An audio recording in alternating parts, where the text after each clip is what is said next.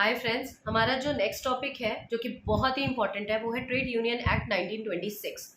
अगर हम trade union act 1926 की बात करें तो इसकी जो हिस्ट्री है, इसकी हिस्ट्री में हम ज़्यादा से ज़्यादा इंडस्ट्रियल डिस्प्यूट एक्ट वाली हिस्ट्री लिखेंगे, जिसमें हमने बात की थी कि पहले हमारे जो सोसाइटी थी उसमें इनको सर्वेंट्स की तरह रखा जाता था।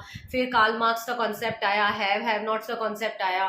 धीरे धीरे जो लेबरर्स थे उनको अपनी पावर का समझ आने लगा कि हमें अगर एसोसिएशन बना के रहेंगे तो हम सेफ रहेंगे और हमारे ऊपर जो जोर ये लोग चलाते हैं वो नहीं चलाएंगे। तो उससे धीरे धीरे ट्रेड यूनियन बननी शुरू हुई। तो अगर हम बात करें history of trade union law in India की, तो trade union and there activities were not considered lawful in the beginning. शुरू में इनकी एक्टिविटीज़ को इतना ज़्यादा लॉफुल नहीं कंसिडर किया जाता था। This was so in India also, India में भी यही हाल था। तो अंटिल 1926 कोई लॉ ऐसा नहीं था इंडिया में जो रजिस्ट्रेशन और प्रोटेक्शन दे सके लेबरर्स को या ट्रेड यूनियंस को। धीरे धीरे जैसे जैसे इंडस्ट्रियल एक्टिविटीज़ बढ़ती चली गई, उसी तरीके से 19th सेंचुरी के दूसरे हिस्से में पॉपुलेशन ऑफ वर्किंग क्लास बढ़ने लगी। और पॉपुलेशन ऑफ वर्किंग क्लास के बढ़ने से जो एम्प्लॉयर्स थे वो ज़्यादा से ज़्यादा प्रॉफिटेबिलिटी पे ध्यान देते थे, क्योंकि एम्प्लॉयर्स को चाहिए कि हमें प्रॉफिट मिले और लेबरर्स को चाहिए कि हमारी जो वर्क कंडीशंस है वो फेवरेबल हो। तो इस वजह से धीरे धीरे कॉन्सेप्ट जो था वो डेवलप हुआ ट्रेड यूनियन का, एसोसिएशंस बनाने का। शुरू में ये चीज़ें रजिस्टर्ड नहीं होती थी, इनका सिर्फ एक आइडिया था कि अगर हम ग्रुप में, संगठन में काम करेंगे तो कहीं ना कहीं हमारे राइट्स प्रिजर्व्ड रहेंगे। तो 1920 में एक सूट फाइल किया गया था against the officials of Madras textile labour union by Binny and corporation, the High Court of Madras, following the common law in England, granted an injunctions restraining the union officials from influencing the workmen to break their contracts with the employers by striking. Strike का concept शुरू हुआ था इस case से कि उनको ये समझाया गया कि किस तरीके से तुम स्ट्राइक करके कॉन्ट्रैक्ट तोड़ सकते हो। तो इस तरीके की कुछ चीज़ें होनी शुरू हुई। तो आपने बहुत ज़्यादा नहीं लिखना, क्योंकि हमारा जो क्वेश्चन है 20 मार्क्स का है, उसमें लिखने के लिए ट्रेड यूनियन एक्ट में बहुत कुछ है। तो आपने हिस्ट्री सिर्फ 3-4 लाइन में लिखनी है। Then you need to define the trade union section 2H। उसमें ट्रेड एक्ट 1926 बनाया गया, और जो कि ये बताता है कि ट्रेड यूनियन एक कॉम्बिनेशन है टेम्पररी एंड परमानेंट। टेम्पररी भी हो सकता है, परमानेंट भी हो सकता है। Formed primarily for the purpose of, ये पर्पज किसके लिए, किससे के लिए बनाया गया, इसका पर्पज क्या है? Regulating the relationship between employer employees, workman and आपका एम्प्लॉयर वर्कमैन। तो बेसिकली दो एम्प्लॉयर्स के बीच में, दो वर्कमैन के बीच में और एम्प्लॉयर और एम्प्लॉई के बीच में ये जो रिलेशनशिप होते हैं इसको मेंटेन करना, पीसफुली इनका रिलेशनशिप चलता रहे। और दूसरा ऑब्जेक्टिव क्या है? Imposing restrictive condition on the conduct of any trade. जो रिस्ट्रिक्शंस लगनी चाहिए ट्रेड के ऊपर, बिजनेस के ऊपर, जिसमें कि फेडरेशन ऑफ 2 और मोर ट्रेड यूनियन भी हो सकता है, उन सबकी रिस्ट्रिक्शंस को बताएं। तो एक ट्रेड यूनियन कंटिन्यूस एसोसिएशन है वेज अर्नर्स की, जिनका पर्पज है इकट्ठे रहना, इकट्ठे काम करना। अब ट्रेड यूनियन का रजिस्टर होना कितना मायने रखता है, और होना चाहिए या नहीं होना चाहिए, और क्या नुकसान फायदे हैं, इसके बारे में पढ़ते हैं। रजिस्ट्रेशन ऑफ ट्रेड यूनियन ज़रूरी नहीं है, मगर अगर हो तो अच्छा है, क्योंकि एक रजिस्टर्ड ट्रेड यूनियन वही ट्रेड यूनियन होती है जिसके पास दूसरे को सू करने का अधिकार होता है। इसको भी तभी सू किया जा सकता है अगर ये रजिस्टर्ड है। एक अनरजिस्टर्ड ट्रेड यूनियन की एग्जिस्टेंस कम ही देखी जाती है।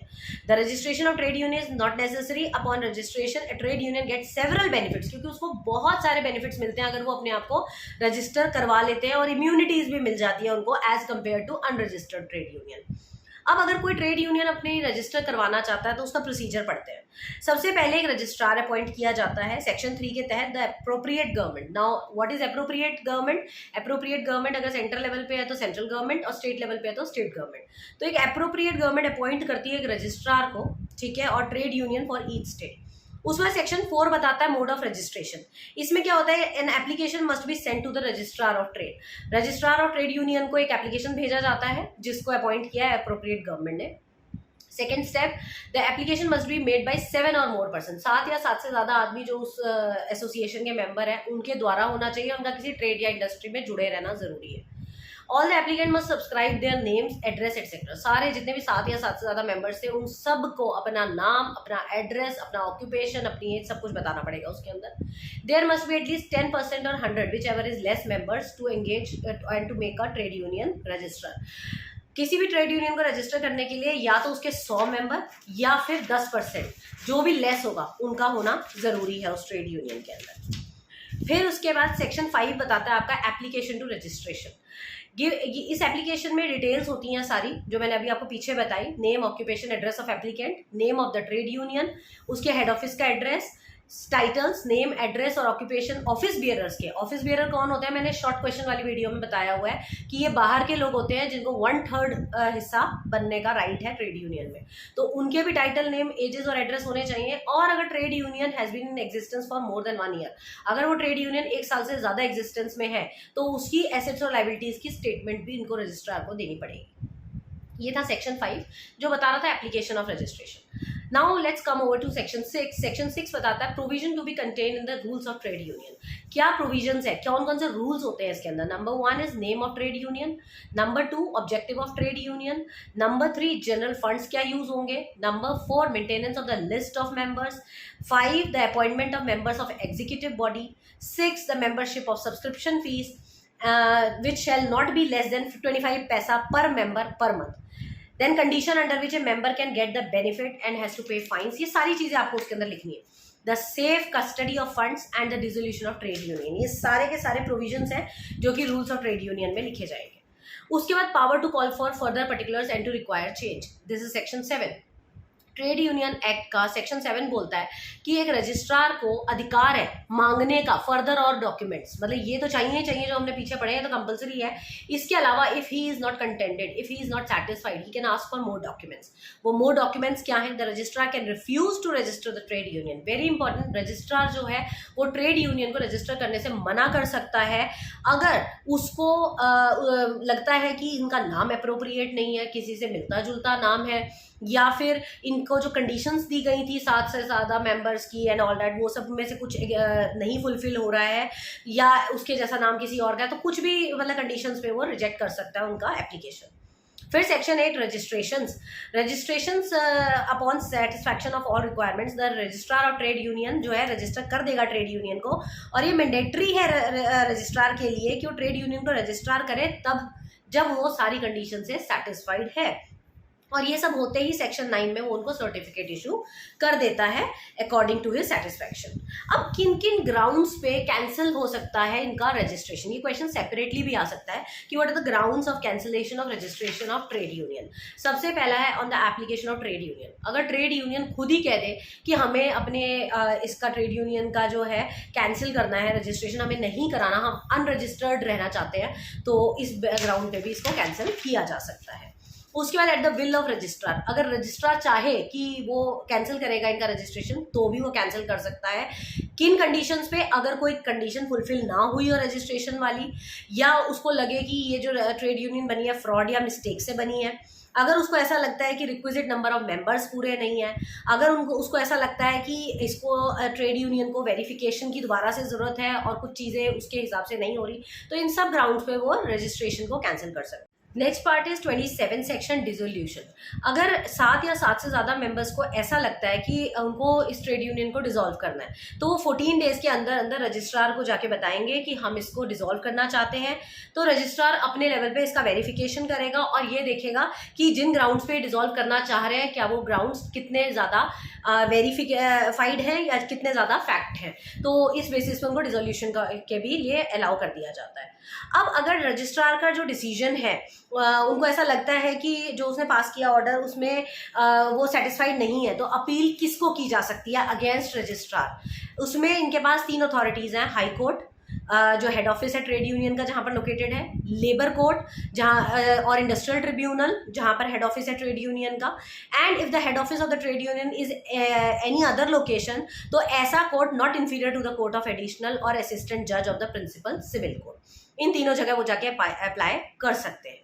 अच्छा, राइट्स क्या है एक रजिस्टर्ड ट्रेड यूनियन को, एक रजिस्टर्ड ट्रेड यूनियन के पास क्या क्या राइट्स होते हैं। It shall have a perpetual succession and common seal and shall have right to, इनके पास कॉमन सील होती है, परपेचुअल सक्सेशन होता है और इनके पास राइट होता है किस किस का, प्रॉपर्टीज एक्वायर करने का, मूवेबल इमूवेबल दोनों, और अपने नाम पे। Right to enter into contracts, contracts में भी जा सकते हैं, and the right to sue and to be sued, ये 3 राइट्स इनको मिलते हैं। इसके अलावा right to provide funds for political purpose, ये पॉलिटिकल पर्पस के लिए फंड भी दे सकते हैं, it is not compulsory but इनकी विश है।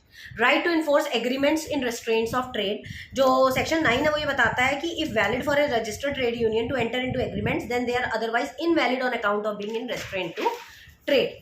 उसके बाद है right to change of name, right to amalgamation and dissolution, इनको अपना नाम चेंज करने का अधिकार है, इनको एमेलगेमेशन करने का अधिकार है, मतलब किसी और ट्रेड यूनियन के साथ मर्जिंग, और इनको डिसोल्यूशन भी करने का अधिकार है।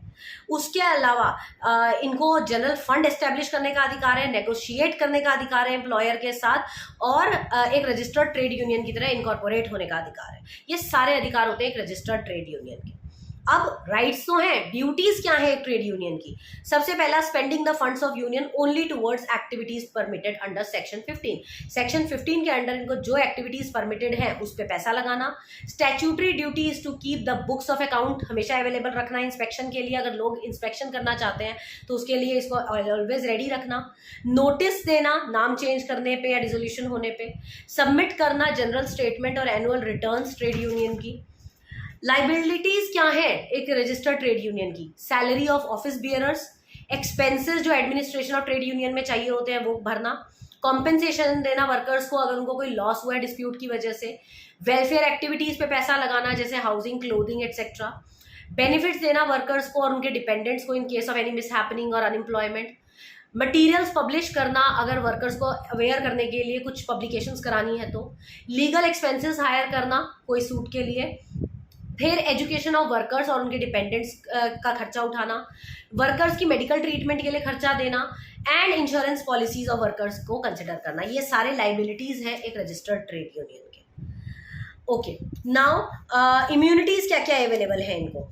एक तो देखो, मनमानी तो ये नहीं कर सकते हैं बिल्कुल भी, मगर इनको जो इम्यूनिटी अवेलेबल है वो है एक ट्रेड यूनियन लीडर और any worker does not have any right by law to share managerial responsibility.